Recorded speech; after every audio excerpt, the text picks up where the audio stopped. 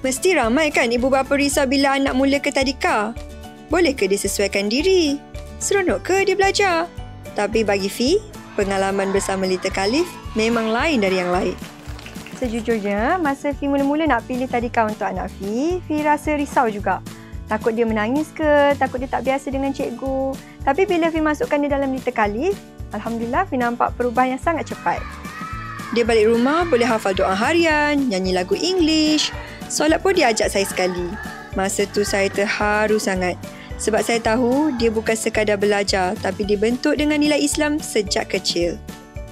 Oh, kadang-kadang kan masa Fi sibuk sangat kerja, anak Fi selalu ingatkan Fi, "Ibu, jangan lupa baca doa sebelum kerja." Pada waktu itu kan Fi rasa, subhanallah, itulah hasil didikan Little Khalif. Bagi saya, Little Khalif bukan sekadar tadika biasa. Cikgu-cikgunya penyayang, penuh sabar dan mereka betul-betul jaga perkembangan anak dari segi akhlak, emosi dan keyakinan diri. Sekiranya Fi boleh berkongsi satu perkara kepada ibu bapa lain, percayalah, bila anak kita seronok belajar dan rasa disayangi, semua perkara lain akan datang dengan mudah. Dan di Little Khalif, bagi pengalaman ini kepada anak Fi setiap hari.